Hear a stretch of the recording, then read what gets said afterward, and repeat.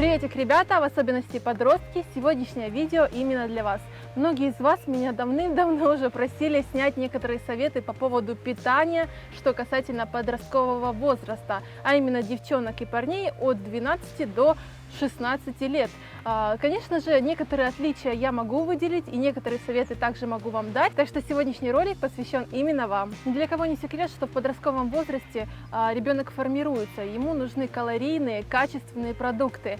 Конечно, многие из вас, из нас в подростковом возрасте не совсем придерживались этих правил и ели то, что им хочется. Обычно подросток думает, что он уже взрослый и наконец-то может самостоятельно решать, что ему потреблять, в каких количествах. Возможно, он уже слишком взрослый для того, чтобы сделать себе здоровое и красивое спортивное тело. Но, к сожалению, все не совсем так, поэтому я хочу вам дать некоторые советы. Возможно, меня сейчас смотрят мамы подростков, так что это будет, в принципе, очень полезное, я надеюсь, и информативное видео для того, чтобы вы создали хотя бы какое-то понимание того, как должен выглядеть здоровый рацион питания подростка. И маленькое вступительное слово-пугалочка для вас – это то, что неправильное, несбалансированное, вредное питание на протяжении многих лет в подростковом возрасте может вести за собой очень большие проблемы для вашего здоровья в будущем.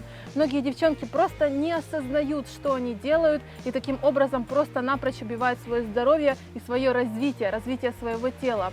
Наверняка ваши одноклассники на переменах иногда отпрашиваются в медпункт, чтобы проверить свое здоровье. Возможно, у кого-то из них постоянно кружится голова, идет кровь из носа, постоянное головокружение. Очень у многих подростков проблемы с зубами, постоянная утомляемость. На физкультуре у многих из них освобождение, потому что у кого-то проблемы с сердцем. Поверьте, все не просто так. Возможно, это, конечно, какие-то хронические болезни, но многие из вас просто не осознают, что, возможно, это все из-за вашей безумной любви к Макдональдсу и чипсам. И еще одни из причин, которые провоцируются неправильным рационом питания, это, конечно же, хрупкость костей, из-за чего у многих подростков бывают частые переломы.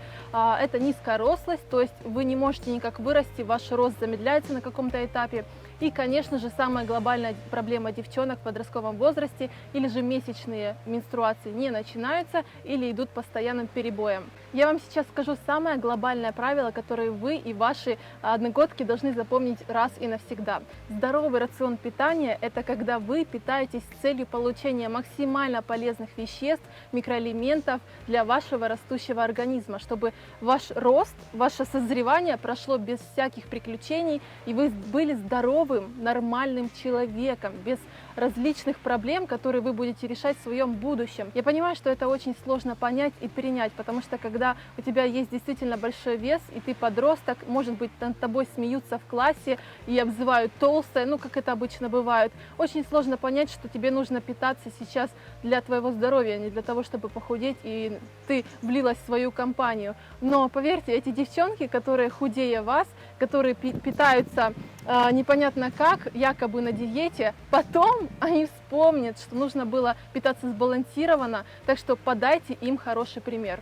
Сбалансированный здоровый рацион питания для подростка. Что же он включает в себя? Давайте разберемся. Конечно же, это самые свежие фрукты и овощи, обезжиренные или с низким содержанием жира молочные продукты, нежирное мясо, птица, рыба, бобовые, яйца и орехи. Кроме всего этого, конечно же, это продукты с низким содержанием жиров, холестерина и трансжиров. Конечно же, продукты, где меньше всего соли и сахара. Я понимаю, что звучит как-то страшно, и нужны ли такие ограничения подростку, когда он хочет радоваться своей жизни, у него столько всего яркого впереди, и нужны ли такие ограничения? Конечно же, если такие вкусности потреблять каждый день в больших количествах, то никакого здоровья и здорового красивого тела вам не видать в будущем. Но если иногда себя баловать, как и обычному человеку, то это будет только вам в радость, и вы никогда не будете себя чувствовать какой-то ущемленной. Честно говоря, вы у меня давно спрашивали, как же правильное питание или же питание для похудения может отличаться от питания обычного взрослого человека, девушки, там 20-25 лет. В чем же может быть отличие? Честно говоря, я хочу вам сказать такое, что особого отличия я лично для себя не вижу между подростками и взрослыми людьми именно в питании. Единственное, что хочется посоветовать подросткам, не так слишком заморачиваться, не считать калории, не считать белки, жиры, углеводы. Я понимаю, что для вас это очень интересно, и в какой-то степени вы чувствуете себя более крутой в классе, когда можете посоветовать своей подружке по парте что-то из здорового питания и рассчитать ее рацион на день с учетом калорийности и БЖУ. Я очень вас прекрасно понимаю, но поверьте, вам в вашем возрасте это совсем не нужно. Просто старайтесь определить для себя, что для вас будет хорошо, полезно, качественно для вашего растущего организма, а что будет наоборот плохо для вас. Девчонки, не спешите взрослеть, все у вас впереди. Но это что касается девчонок, у которых лишних 5, может быть 7 килограмм. Конечно же, существуют подростки, у которых действительно проблема с лишним весом, у которых много лишних килограмм, 10, 20, а то и больше. И им действительно тяжело в своем возрасте иметь такой большой вес. И здесь, мне кажется, лучше обращаться к специалисту, к психологу, может быть, в своем возрасте, потому что девчонки, возможно, не понимают, в чем проблема и как ее решать именно с психологической точки зрения. И, конечно же, здесь нужно обращаться к диетологу, который работает с подростками и который сможет вам расписать ваш рацион питания и, возможно, тренировки, что будет очень полезно для вас. Итак, этот день настал. Вчера вы вечером посмотрели какую-то мотивашку в интернете, и сегодня утром с боевым настроем встали с кровати и сказали: «Мама, я худею». С чего же начать? Как спланировать ваш рацион, особенно если вы живете вместе с семьей, конечно же, если вы подросток, и у вас много сестер, братьев, как не спровоцировать конфликт в вашей семье и действительно здорово питаться. Кстати, по поводу конфликтов, еще очень давно я снимала видеоролик, и там как раз я давала советы для подростков, как же начать разговор с вашими родными, чтобы вы наконец-то начали худеть. Обязательно посмотрите это видео. Вы никогда не задумывались, почему занятия в школе проводят именно рано утром? Хочется же поспать, потом у нас в обед больше энергии. Все потому, что наш мозг в это раннее время готов впитывать как губку различную информацию, но еще он готов, конечно же, потреблять различные полезные калории, что очень нужно это сделать. Завтраки, обязательно завтракайте. И ваш завтрак не должен состоять из каких-то тостов, жареного бекона, каких-то жареных, очень масляных продуктов. Конечно же, лучше всего, если он будет состоять из углеводов в виде каш, может быть на молоке, смотря как вы любите, какого-то фруктового варенья, фруктов. И, конечно же, можно добавить белок в виде творога. И запейте все каким-то свежевыжатым соком или вашим любимым зеленым чаем, кто как любит. Когда я вспоминаю свои школьные годы, то я помню тот ужаснейший обед, которым нас кормили в школьной столовой. Наверное, в каждой школе есть какая-то повареха, которая накладывает салат руками. Если это так, то ставьте лайк. Или же дают какую-то страшную плесневелую булку, которую можно кинуть в одноклассника, и какое-то очень прокисшее молоко в стакане. Ну, я не знаю, напишите, кстати, в комментариях, чем у вас в школе кормят детей. Может быть, не все так и плохо, как я думаю, или то в мои годы так было. Но я хочу сказать, что ваш обед также должен быть очень полезным. И, кстати говоря, у меня есть очень много примеров. Кстати, 6 примеров. Если вы помните, у нас есть тренировочки для подростков Back to School, и в середине нашей тренировки я вам показывала рецепты блюд, полезных блюд, которые вы сможете взять с собой в школу. То есть приготовить дома то, что вы сами сможете сделать. Они очень простые рецепты. И взять с собой в контейнерах в школу. Это очень, мне кажется, удобно и, главное, очень полезно. У многих подростков ужин ассоциируется с каким-то бутербродом и чаем, сидя у компьютера. Наверное, каждый из вас так делает. Даже я так иногда делала, но уже это время прошло. Я вам советую ужинать в кругу семьи, возможно, с мамой, с сестрой или всем вместе поужинать и приготовить этот ужин вместе. Возможно, вы уже очень смотивированы правильным питанием, а ваши родители не понимают, что это такое, и думают, что это очередная глупая диета. А вы, надеюсь, питаетесь правильно, по моим рекомендациям. Подскажите родителям и, главное, покажите, какие продукты из правильного питания можно делать самостоятельно, не затрачивая на это много средств из маминого кошелька. И что это, самое главное, может быть очень вкусным и, конечно же, полезным. Кроме того, семейные ужины сближают, и вы наконец-то сможете пообщаться в кругу семьи, рассказать о своих событиях в школе, что вас волнует, что интересного, смешного вы увидели.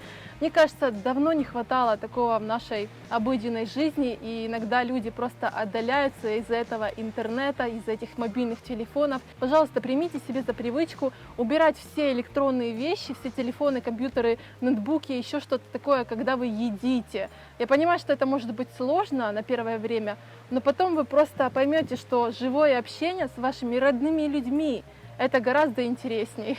Это что касается вашего распорядка дня, если вы все-таки хотите сделать ваш рацион более здоровым и более качественным. И теперь я дам вам некоторые советы, они, наверное, будут более психологическими, для того, чтобы начать все-таки свой правильный рацион и здоровый образ жизни. Первое, о чем я хочу уже давным-давно вам сказать, и наконец-то этот момент наступил.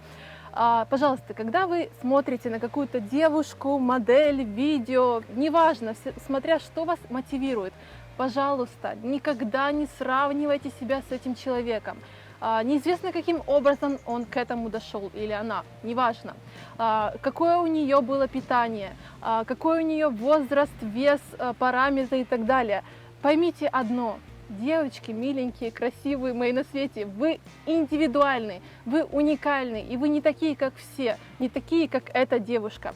Потому что у вас другой рост, у вас другой метаболизм, у вас другой вес, у вас другая какая-то возможность питаться. Наверняка эта девушка взрослее вас, и, конечно же, она самостоятельней, и она больше может выбирать, чем ей питаться, и она может самостоятельно покупать продукты для себя. К сожалению, пока вы подростки, у вас ограничен свой личный бюджет, возможно, вам дают какие-то карманные деньги, но, пожалуйста, старайтесь растрачивать эти карманные деньги на полезную пищу. Обычно, когда мне в детстве давали какие-то карманные деньги, бабушка, родители, я их тратила на какую-то гадость, наподобие чипсов. Я не скажу, что я была идеальным подростком, и я правильно питалась, совсем нет. Я более в осознанном возрасте к этому подошла, поэтому я не хочу, чтобы вы совершали мои ошибки и ошибки других подростков, а чтобы вы тратили вот эти вот свои собственные деньги на полезные продукты, тем самым показывая своим родителям, что вы уже более-менее взрослый человек, и вы можете самостоятельно питаться. И тем самым вам могут давать больше карманных денег, потому что будут понимать, что вы теперь самостоятельный человек. Еще хочется затронуть такую тему противостояния тебя и каких-то одноклассников, твоих одногодок. К примеру, ты решила все-таки питаться правильно, приносишь лоточек с какими-то печеньками овсяными или с какими-то полезными вкусняшками, на тебя косо смотрят, тебя не понимают, что ты вообще делаешь, ты приносишь еду с собой. Обычно подростки, знаете, как в школе приносили какие-то бутерброды с колбасой, открывали эту коробку, и колбаса воняла на весь класс майонезом. Ну, все, наверное, так помнят, все делали так, и вы тут приносите какую-то полезную еду. Ты что, на диете? Ты будешь анорексичкой? Смеются с тебя, не понимают тебя. Поверьте, настанет тот... Вот я говорю как старая бабушка. Ребят, поверьте, настанет тот день, когда эти люди будут повторять за вами. И тогда вы будете чувствовать себя крутой чикой, что вы ввели новую моду на правильное питание в своем классе. Честно говоря, так обычно и бывает. И просто старайтесь игнорировать. Вообще любые обзывать, вот самый главный совет, любые насмешки в вашу сторону считайте просто как какой-то ветер пролетел мимо ваших ушей. Самое лучшее оружие против хейтеров, ваших каких-то забияк, ненавистников, которые хотят вас обидеть, это игнор. Вот честно, я человек как блогер, который каждый день сталкиваюсь с каким-то негативом, я приняла для себя такую позицию, просто полный игнор. Поверьте, это лучшее, что только может быть. Самое худшее, что может быть, это отвечать людям тем же негативом, который вы получаете, или же наоборот, слишком близко принимать к сердцу, что говорят эти люди. Ну что, мои хорошие, вот в принципе все советы, что я хотела вам дать по поводу вашего питания. Обязательно пишите в комментариях, может у вас еще остались какие-то вопросики ко мне. И также я еще планирую снять какие-то рецептики или какие-то тренировки для подростков, так что обязательно пишите ваши идеи в комментариях под этим роликом, а мы увидимся с вами совсем скоро. Всем удачи и пока-пока!